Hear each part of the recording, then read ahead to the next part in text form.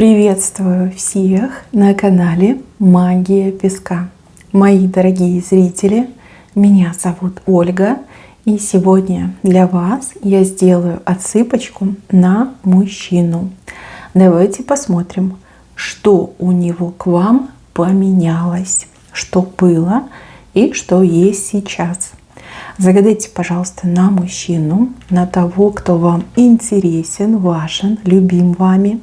Представьте его, назовите по имени, задайте ему свой вопрос. Так и спросите, что у тебя ко мне поменялось, что было раньше и что сейчас.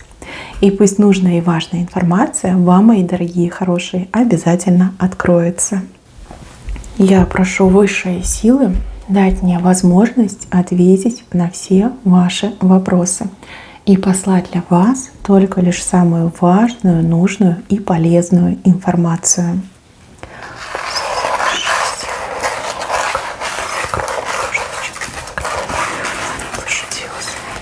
О Боже, он перед вами на коленях стоит. А это хорошо, это очень хорошо, это просто замечательно. Вот смотрите, видите, он на коленях стоит и ручки к вам тянет. Вот, а раньше спиной стоял. А раньше у него вообще тройка перед глазами была. Ну, давайте, наверное, начнем с того, какой это человек. Яркая звезда. Человек яркий, самобытный, талантливый, способный, интересный. Такой, знаете, вот может увлечь. У человека много амбиций, у человека много желаний, у человека желание быть звездой, сиять, быть известным, популярным, таким, кого все уважают, авторитетным, да, с кем все считаются. Денег хочет, богатства хочет, управлять хочет, красивой жизни хочет. Вот такой вот он человек. Это неплохо, абсолютно неплохо. Ну а что, бессеребренник, что ли, должен быть? Нет. Это нормально, это законно, но амбиций много, желаний много, а вот реализация, конечно, немножечко хромает, немножечко ленивый человек, а может быть даже и немножечко. Ленность – это его прям беда, это то, что не позволяет ему ни в личном счастье обрести, ни в материальном добиться и исполнить все свои мечты. Ленивый. Еще есть такая вещь. Вот не знаю как, я не психолог, я не могу объяснить, что это конкретно, но если вы, мои дорогие зрители, увлекаетесь психологией, либо являетесь психологом, вот знаете, что я вижу? Я вижу, что его поражения очень сильно отрезвляют, и не то чтобы отрезвляют, они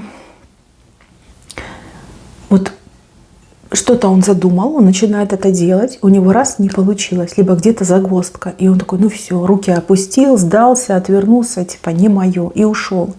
То есть человек, который очень болезненно воспринимает, если у него что-то не получается, либо он не может достичь так, как он придумал. Он сразу отступает, сдается и на что-то другое переключается. Да? Вот есть люди такие, которые вот не получилось, он такой, а я с другой стороны зайду, а я сверху залезу, а я подкоп сделаю. Да? И вот они прям бьются, пока свое не получают. А он не такой, он наоборот. Вот у него не получилось, он такой, ну, значит, и не буду делать, да? Значит, и не мое.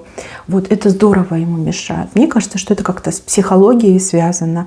Либо ему бы не помешало вот именно эту проблему проработать, да, чтобы его научили, что каждая неудача – это как новая ступенька к достижению цели, да, что неудачи, они не смертельны, что это опыт, который мы обретаем, а неудачи помогают нам расширять наш кругозор, мыслить масштабно, не сдаваться, да, нельзя сдаваться, нельзя опускать руки, нужно идти вперед. Вот, это, конечно, прям беда. Для него это беда. Вот если бы этого не было, то он уже бы был звездой. Вот как он задумал, так бы оно и было. Так, что касается его прошлого отношения к вам. Ну, здесь он к вам спиной стоит, у него тройка перед глазами.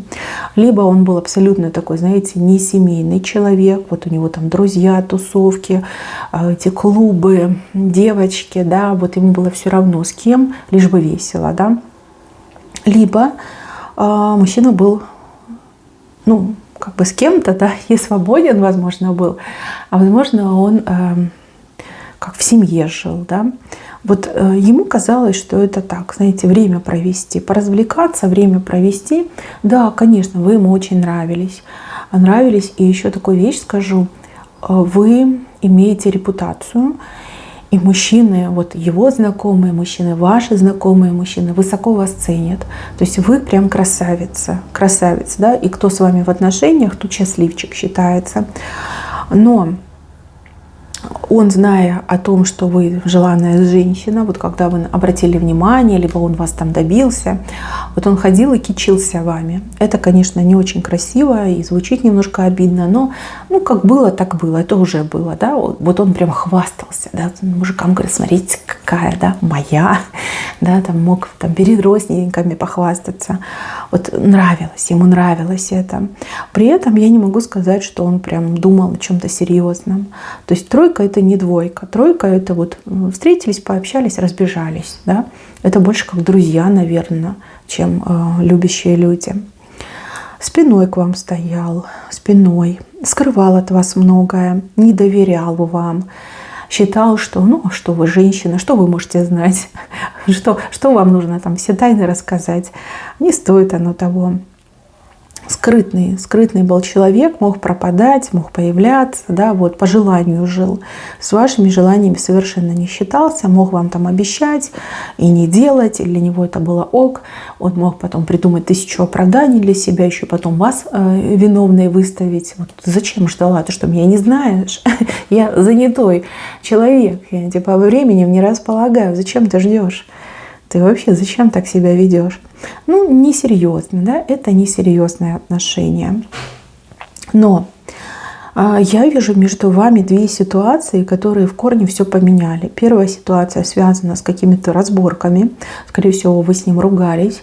И в этой ссоре вы прям, ну, верх взяли, да. Вы его в этой ссоре, ну, буквально растоптали. Вот, он после этой ссоры вас прям зауважал. А раньше он женщин не уважал, а теперь он вас зауважал. Он сказал, ну, какая она сильная, какие у нее аргументы мощные. Вот с ней не поспоришь, да, с ней спорить нельзя.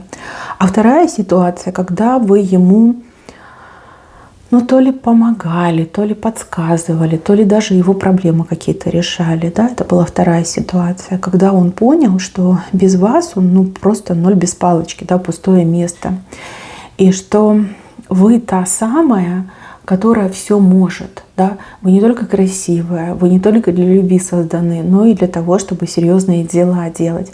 Вот он вас, знаете, вот даже не то чтобы за равную принял, он вас принял за того, кто выше его стоит. Вот так мне идет. А что касается его чувств, ну, чувства у него, они, ну, буквально с первой минуты зародились. Просто он долго их в себе душил, гасил.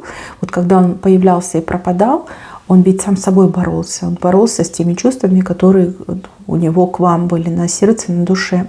Прям, ну, скучал, нуждался, тянуло очень сильно.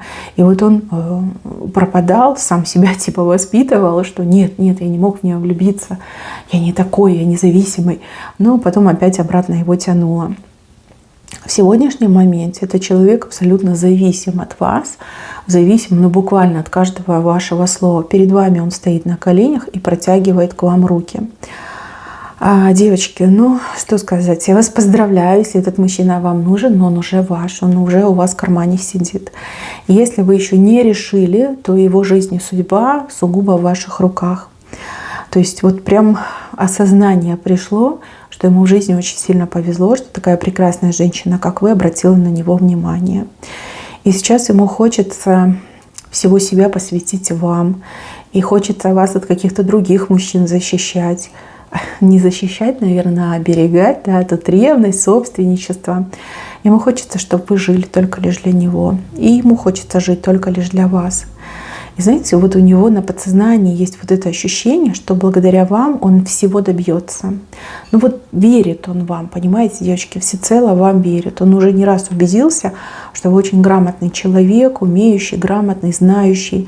У вас какой-то нестандартный ход мышления, вы все можете придумать, для вас нет ничего невозможного. И он вами и восхищается, и завидует немножко вам. И в то же время он так счастлив, что именно вас он полюбил, а не какую-то там пустую девушку. Вот, в принципе, да, многое поменялось, качественно поменялось. Но это не важно, это не столь важно, вот сколько я вижу в вашем будущем. В будущем почему-то показывает, что вы будете выбирать. Вы будете выбирать либо его, либо какого-то другого мужчину. Между двух мужчин выбираете. И тот другой мужчина, он так, знаете, посолиднее выглядит, чем этот, кого вы загадали. У вас даже как два разных дома на горизонте.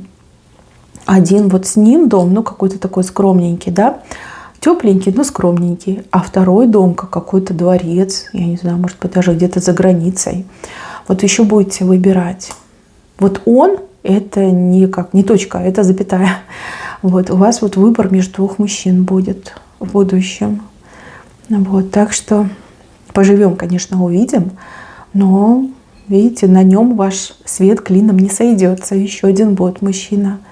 И нужно будет делать выбор, нужно будет определяться. Может, это новый мужчина, который войдет в вашу жизнь, а может быть, это кто-то из вашего прошлого, да, в вашу жизнь вернется. Но будете выбирать.